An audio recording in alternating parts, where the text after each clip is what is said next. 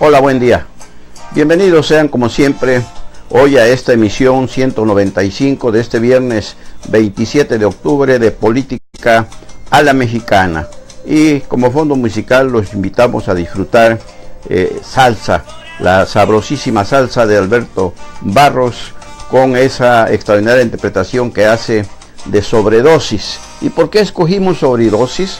Precisamente por los apuros que anda pasando el presidente Donald Trump de los Estados Unidos de América, que pues resulta que declaró emergencia en salud porque se ha incrementado el consumo de opio entre sus gobernados, y inmediatamente no tiene el valor civil para entender y enfrentar el reto que tiene, que significa ser presidente de los Estados Unidos de América, e inmediatamente volteó a ver a México, como siempre, para culparlo, pero inmediatamente también el secretario de Relaciones Exteriores, Luis Videgaray, salió a refutarlo y a decir que no culpe a los vecinos de lo que ellos, los estadounidenses, no pueden componer en su casa. Por eso escogimos esta manera, además de que para el disfrute de los salseros y de todo el auditorio en general, de quienes nos dispensan su extraordinaria y siempre estimulante compañía, para ponerle un poco de sabor al caldo ante tantas noticias que a veces pues no nos dan margen para digerirlas en forma tal que no nos dejen preocupaciones e inquietudes, pero como dicen, al mal tiempo buena cara, y venga de ahí Sobredosis con Alberto Barros, y que ojalá se la pudiese mandar alguien a Donald Trump, precisamente para que entienda y vea las cosas como son y no como él quisiera imaginarlas, sobre todo escurriendo el bulto para buscar culpables de lo que solamente ellos. Ya su secretario de Estado lo había dicho en una visita a México, en reunión con el secretario de Relaciones Exteriores, que el alto consumo, ya incontrolable consumo de drogas en Estados Unidos, era precisamente la causa de tanta violencia que generaba en ese país y en México. O sea, más claro ni el agua. Pero Donald Trump, como siempre, pues anda buscando culpables porque tan grandote y tan chillón. Y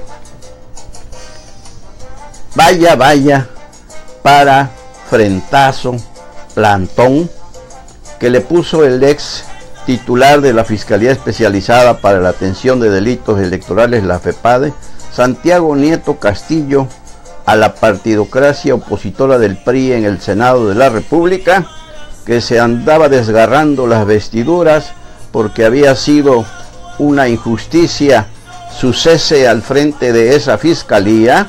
Y pues resulta que hoy Santiago Nieto Castillo dijo que no le interesa ya reincorporarse a la FEPADE, que dio una causa que se entiende, que se va a ocupar de elaborar su propia defensa por las denuncias, las demandas penales que interpuso en su contra la defensa de Emilio Lozoya Austin por violaciones a la ley de amparo y también al Código Nacional de Procedimientos Penales desde su posición de encargado titular jefe de la FEPADE. ¿Y qué dijo la partidocracia opositora al PRI en el Senado? Los que querían sangre, los que querían que corriera la sangre, pues enmudecieron. Fue un golpazo tremendo el que les dio este hombre. Y es que nuevamente decíamos que el PRI, como el diablo, no saben tanto por diablos, sino por viejos. Y el PRI finalmente encontró una estrategia para darles palo y se lo dio. Por ahí se acabó la bronca y ahora lo que sigue pues ahora se le junta la chamba también al Senado, porque pues ahora tienen que lanzar la convocatoria para el sustituto de Santiago Nieto Castillo en la FEPADE, y también tienen pendiente lo del fiscal general de la República, a raíz de que Raúl Cervantes pues dejó esa posición y está como interino Alberto Elías. Y también tienen pendiente puro rezago, no trabajan, ocupan su tiempo, pero están siempre pensando en cómo chantajear al otro, cómo chantajear al enemigo. Tienen pendiente también la designación del fiscal anticorrupción y otras cuestiones. Ayer les comentábamos cómo, por cabildeo del senador veracruzano José Francisco Pepe Yunes Zorrilla, presidente de la Comisión de Hacienda y Crédito Público ahí en el Senado, se logró que se discutiera en comisiones la ley de ingresos 2018 y se aprobó ahí en comisiones y pasó al pleno. Pues ayer mismo también, ya un poco tarde, pero salió aprobada ahí en el pleno de la Cámara de Senadores la ley de ingresos 2018, con las protestas de la oposición, pero pues no les alcanzaron los votos para detenerla, y ya está aprobada esta nueva ley de ingresos 2018 que ya urgía sacarla. Y así concluye este vodevil, este show, este escándalo de la FEPADE, que decía López Obrador fue un acto de autoritarismo del presidente Enrique Peña Nieto, el cese de Santiago Nieto, porque según esto sabía o sabe demasiado del asunto de Odebrecht y Emilio Lozoya Austin y los sobornos que habría recibido para la campaña de Peña Nieto, que fueron 10 millones de dólares y que habría sido 1.5, 13 exposiciones de 1.5 millones de dólares, y en fin, que esta situación parece que no tiene fin, sobre todo esto de Odebrecht, cuando lógicamente ayer que declara Lozoya en la FEPADE, pues se dijo inocente. Es imposible que alguien como él, que está hasta las manitas de metido en situaciones que podrían costarle la libertad incluso, pues se ponga solito la soga al cuello. No podría haber dicho otra cosa más que eso, pero pues será al próximo titular de la FEPADE el que defina esta situación, y ya sobre todo la PGR, que es la que controla todo este tipo de procedimientos que lleva la FEPADE y otras instancias que dependen de la PGR. Pero pues la cosa no termina ahí, porque el revire de la partidocracia humillada por el PRI, con la complicidad de Santiago Nieto en el Senado de la República, va a venir por la revancha. De eso no cabe duda, porque para eso se pintan solos. No son los intereses de la patria, sino sus propios mezquinos intereses, los que prevalecen por encima de cualquier razonamiento. Ya se sabía que se estaba perdiendo el tiempo en insistir en reinstalar a Santiago Nieto, cuando de antemano ya no era un tipo confiable, ya no merecía que se le restituyera en esa posición, porque él mismo se encargó de decir, de demostrar con hechos una serie de declaraciones y contradictorias, por cierto, la mayoría, que no era alguien confiable para estar en tan importante posición de esa fiscalía, por ejemplo.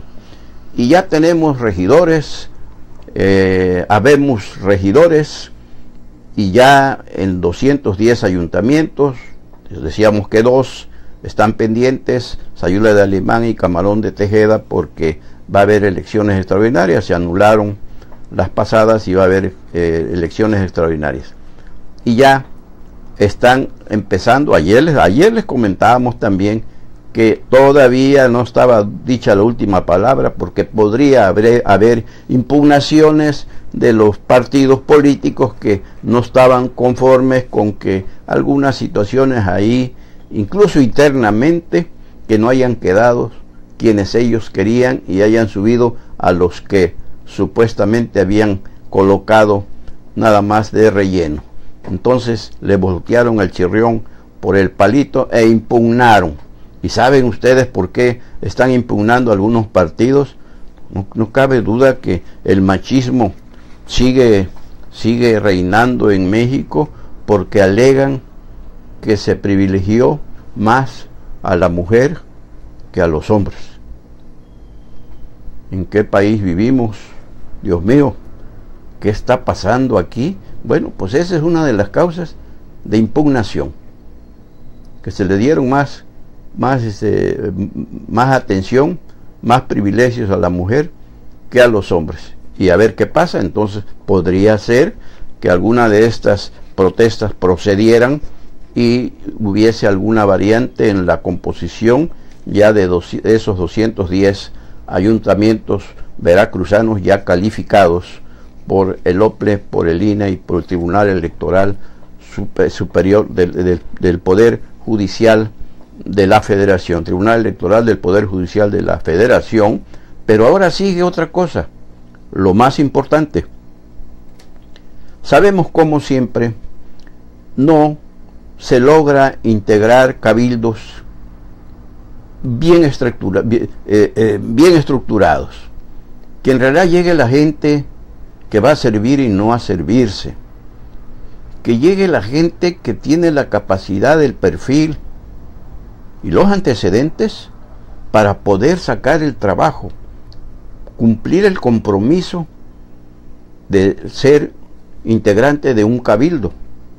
De los 212 vamos a hablar, no nada más de los de la región sur, sino de los 212, porque les hemos platicado cómo en el primer gobierno de Marcelo Montiel instituyó la designación de direcciones para precisamente poder cumplir con los compromisos contraídos en campaña con la ciudadanía de Coatzacoalcos, porque sabía que los regidores no tenían muchos ese perfil y otros definitivamente, desde que los vieron, algunos ni campaña hacen, porque todos se lo dejan al que va a la cabeza. Entonces, pues resultó que tuvo que crear direcciones para que le sacaran la chamba a los regidores. Así es, y así sigue. Se incrementó, se engordó la nómina para poder atender a la ciudadanía. Y todo apunta para lo mismo. Porque si vemos ya dados a conocer los nombres de los futuros ediles, vemos cómo hay una pobreza en la gran mayoría, tanto en perfil como en sus antecedentes. ¿Para qué queremos una reforma político-electoral que no regula precisamente, no presiona, no obliga a los partidos a que sus planillas las integren partiendo de esos perfiles? No pongan al que grita o a la que grita más, a la que hace más marchas, a la que hace más plantones, o al que paga definitivamente, al que compra las posiciones. Entonces, vean todos los cabildos, revisen, para que ustedes mismos normen criterio y vean que vamos a coincidir. Espero que así sea, porque es una crítica de buena fe, es una crítica para construir y no para destruir, porque finalmente parecen pepita en comal caliente ahorita, andan que no caben de alegría y ya hasta van cambiando el modo de andar, hasta de hablar, y porque ya son regidores, síndicos y alcaldes electos. Pero ¿Qué espera la ciudadanía de los 212 municipios? ¿Qué espera la población en general veracruzana? He ahí un problema, un talón de Aquiles que vemos en la reforma político-electoral y sobre todo en la democracia mexicana, a la mexicana. Porque no hay en este caso, así, para protestar, para gritar, discursear y impugnar y acá, se pintan solos. Pero ¿qué con esas responsabilidades que asumen ya en el ejercicio del poder municipal para sacar las obligaciones, los compromisos a que los obliga esas posiciones que ganaron en las urnas, vamos a llamarles, pero que no son gratuitas, porque bien que les paga la población, pero seguimos padeciendo la misma enfermedad y no contempla la reforma político-electoral, ni tampoco la partidocracia que mora y vegeta en el Congreso de la Unión y en los congresos estatales, la receta, el remedio para esa enfermedad. Díganme si tenemos o no razón en este sentido, que cualquier Juan de los Palotes o Juana de los Palotes puede llegar a edil, cuando debiera existir filtros para medir, y los partidos mismos, la partidocracia, pero a la partidocracia no le interesa.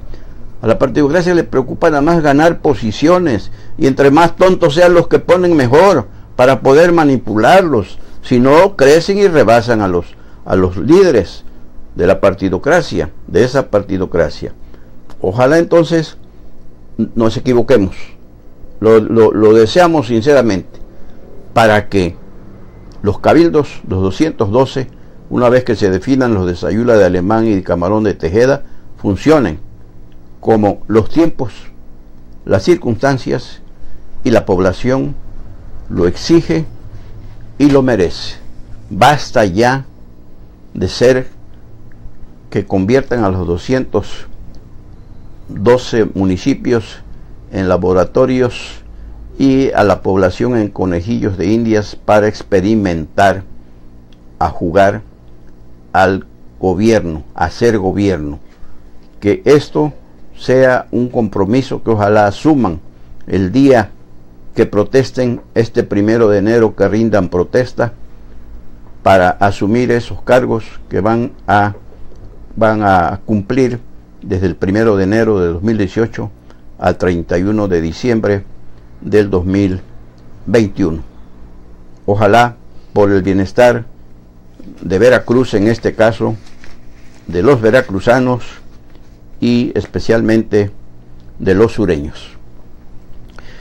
Y el gobernador Miguel Ángel Linares anda como pepita en comal caliente. En una reunión con empresarios dio a conocer que la calificadora HR Rating MEX dio a la reestructuración de la deuda de Veracruz un puntaje de AA+, que supera en 11 puntos a la calificación anterior, y esto significa que esa reestructuración estuvo bien proyectada, bien aplicada, y que conduce a que las tasas de interés que se venían pagando se reduzcan en una forma extraordinaria y benéfica para Veracruz y los veracruzanos.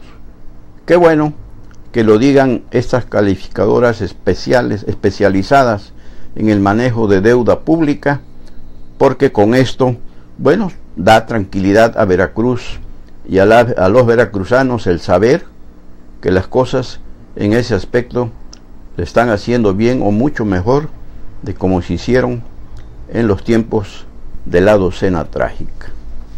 Y respecto a López Obrador, que fíjense que el hablar de este tema le causa urticaria a algunas gentes que quieren que que no se diga nada, que quieren que nada más se le queme puro incienso como ellos lo hacen, pero pues ellos están fanatizados. Aquí nosotros como comunicadores tenemos que dar los pros y contras de cada quien. Entonces lo sentimos mucho, que nos disculpen quienes se dirigen a nosotros con insultos, agravios, y pues no nos preocupan. Sabemos que de quienes vienen, existe gente que no tiene el suficiente valor civil y que están fanatizados con una causa que no debiera ser así, porque primero es México, siempre México. Como dicen, contra México, como decía Juárez, contra México nunca tendremos razón. Y entonces esa es la libertad de expresión, y qué bueno que sacan sus complejos, sacan sus frustraciones, y que somos nosotros los que nos convierten en receptores, pero no nos inquietan, no nos incomodan, y respetaremos siempre. Como decía Voltaire, no estaré de acuerdo en lo que dices, pero defenderé incluso con mi vida tu derecho a decirlo. Entonces, así también, que respeten nuestra opinión, porque también es un derecho constitucional que nos asiste como a todos los mexicanos, no nada más a los periodistas. La libertad de expresión es para todos los mexicanos, en general, no para un sector en particular.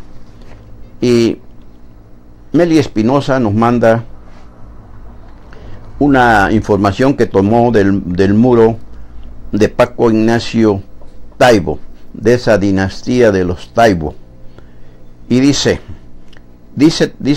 Paco Ignacio, un seguidor de Andrés Manuel López Obrador. Esto dice, por cierto, que publica el Universal, que una declaración de López Obrador donde dice: el Palacio Nacional o la chingada, su rancho. Si pierdo, me retiro. Ya lo había dicho antes. Pero no voy a ser líder moral de Morena. Hasta ahí llegué. Bueno, pues así lo ha dicho, pero ya sabemos que cuando un político dice que no, es que sí, o viceversa. Y dice Taibo: me preocupa profundamente y no creo que sea el momento ni de discutirlo, pero sí llevarlo al Congreso de Morena. La pérdida de democracia en Morena. Los mecanismos de enlaces, de enviados especiales, de coordinadores, de recoordinadores, de enviados, los Migueles Stockholm, que llegan del DF, en muchos casos han sido enormemente útiles. Han apoyado, lo he visto, lo viví en muchos lugares. En otros casos crean dobles direcciones, están duplicando la estructura partidaria, pero en el fondo no es una estructura democrática. No estamos construyendo un partido democrático que crea organización de abajo hacia arriba, como la pirámide, de abajo hacia arriba.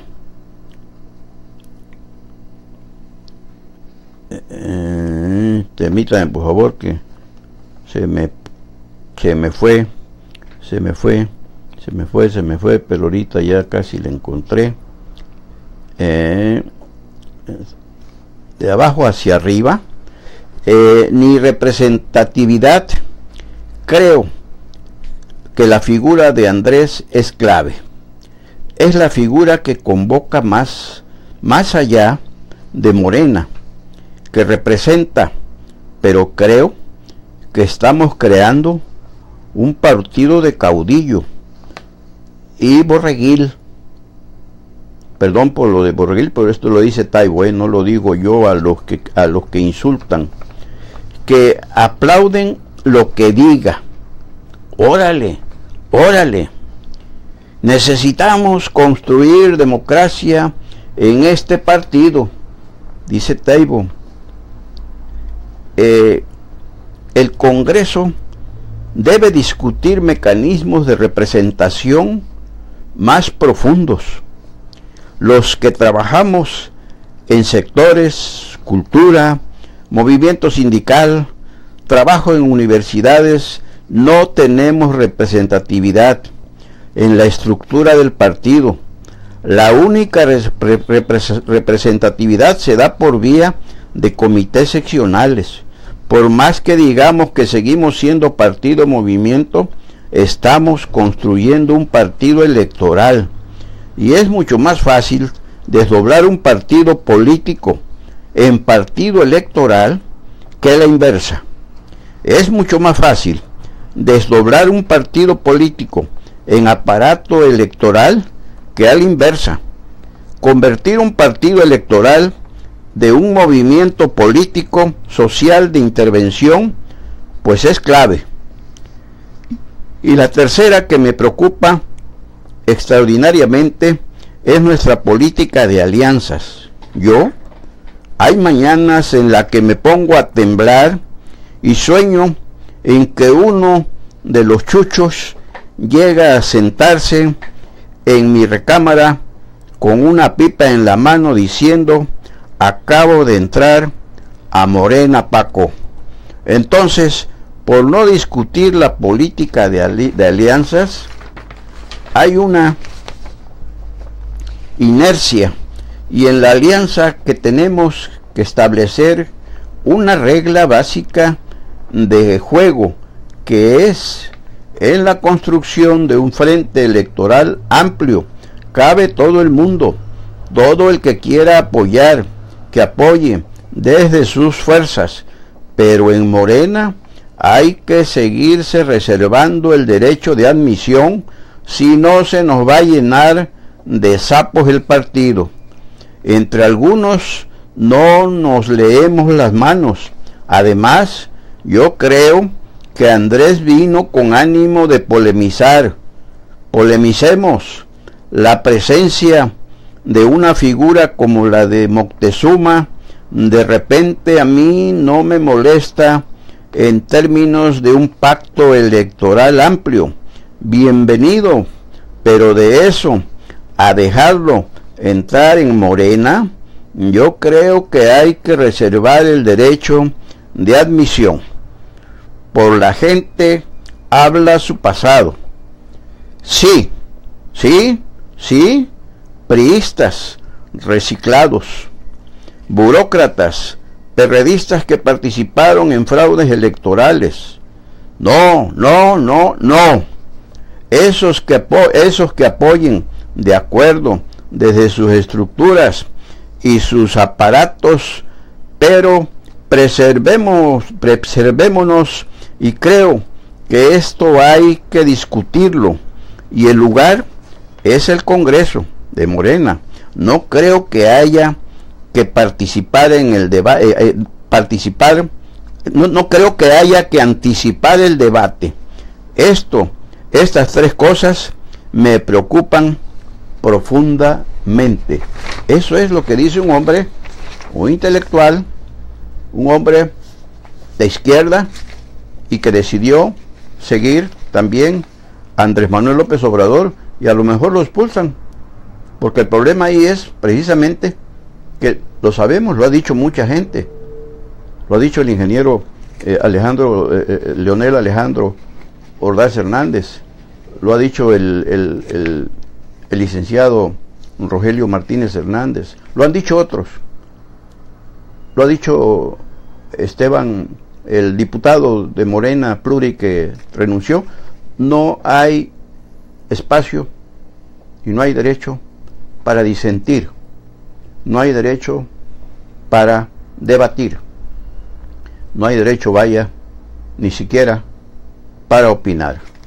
Y quién sabe qué vaya a pasar con Ignacio Taibo, Paco Ignacio Taibo, pero creemos que López Obrador es inteligente, y si le hacen un juicio sumario las tribus morenistas a Taibo por decirles la verdad, pues no se va a ir Taibo nada más, se van a ir muchos que precisamente piensan lo mismo.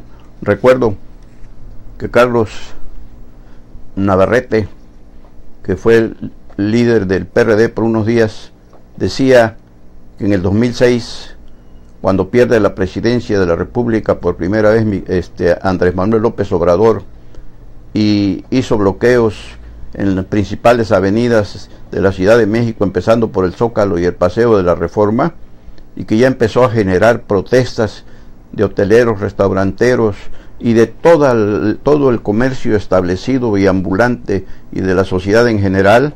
En una de las reuniones le pidió Carlos Navarrete a López Obrador que les explicara, por favor, a dónde quería llegar, a dónde quería llevarlos, hacia dónde iban. Digo, eso yo lo sé. Bueno, precisamente, porque tú lo sabes y no lo sabemos nosotros. ¿Sabes qué? Yo no te voy a seguir ya. Porque nos llevas como corderitos, como priistas, ¿se acuerdan? Que ya ahí no iba a ser como el priismo de agachados. Bueno, pues están iguales. Y esto lo vemos. Como a quienes hacen trabajo en los sectores de universitarios, culturales y de la intelectualidad, no tienen posiciones. Ellos no. Nada más los que obedecen al Señor al grado de que ¿qué hora es? La hora que usted diga, Señor. Y hoy es el segundo informe de la diputada. Ya está. Ya debe estar el Parque Independencia lleno, porque va a ser un meeting ya de informe y predestape o destape ya de Rocío Nale, aunque que no se diga, porque la podrían acusar de adelantar vísperas para el Senado de la República. Pero ¿qué dice el joven compañero columnista Mucio Cárdenas Arellano de este informe de Rocío Nale? Dice, segundo informe de Rocío Nale García, hará el recuento de su papel en San Lázaro, increpando a la mafia en el poder, a los apátridas que venden a México, la fallida reforma energética, el saqueo a Pemex, el robo de la decisión popular. Y así es. Lo que no dirá es cuántas votaciones ganó Morena, cuántos acuerdos propuestos modificaron el curso del país, si impidió que el PRIAN-PRD se saliera con la suya, si la fuerza de Morena en la Cámara de Diputados le movió un ápice a los temas torales del país. 48 iniciativas, ¿cuántas aprobadas? 161 puntos de acuerdo, ¿cuántos aprobados? Hábil en lo suyo. El rubro de energía, la diputada por Coatzacoalcos solo sirve para embestir y torear. Gana todas las discusiones y pierde todas las votaciones. Y en el tema de Eva Cadena, aún no prueba que fue el priista Eric Lagos el que aportó los millones, o que fue Ana María Winkler, hermana del fiscal de Veracruz, quien se sentó y entregó el dinero a la ex diputada local por las Chuapas. Ni acredita que los videos difundidos por el Universal los tiene en su poder Jorge Winkler. Mucho verbo. ¿Cuánta verdad? Cero. Este viernes 27 en el Parque Independencia lo debe informar. Sus representados merecen saber. Estamos de acuerdo con él. Definitivamente así es. Y como hemos nosotros también definido a Rocío Nale, grita hasta el cansancio, hasta enronquecer allá en la Cámara de Diputados, cuando comparecen funcionarios de todos los niveles del gobierno federal y les dice hasta de los que se van a morir. Finalmente la oyen por respeto, un respeto que ella no guarda como anfitriones que son a los que llegan a comparecer. La escuchan, no la rebaten en nada, pero finalmente no prosperan sus cuestionamientos, sus preguntas, sus gritos, y viene acá y nos dice que hizo esto, que presentó esto, pero hemos preguntado también siempre, ¿resultados? ¿Dónde están los resultados? Hasta este momento no ha ganado una sola partida. En cuanto sea a iniciativas, a puntos de acuerdo, como dice Mucio, es cierto, no hay nada que pueda ella presumir. Sabemos que dice que ha bajado recursos, sí, a los municipios, claro, pero ya lo dijo César Camacho Quirós, el coordinador del PRI en San Lázaro, que ahora que andaban en uno de los tantos pleitos que han tenido, el PRI va a proponer que en el presupuesto de egresos 2018, el Senado, el Congreso de la Unión, eliminara una partida de 10,000 millones de pesos que reparten entre los diputados para que bajen recursos para obras a sus municipios, a sus distritos, pero que por ese no es gratuito, porque hasta en eso ganan. Llegan con los alcaldes, aquí está, pero yo pongo al contratista. El contratista, por supuesto, su diezmo, o los presidentes directamente se los dan. Y todavía presumen así, no, Rocío, todos los 500 diputados y los 128 senadores que bajan recursos. Esa es la partidocracia a la mexicana. Por hoy es todo.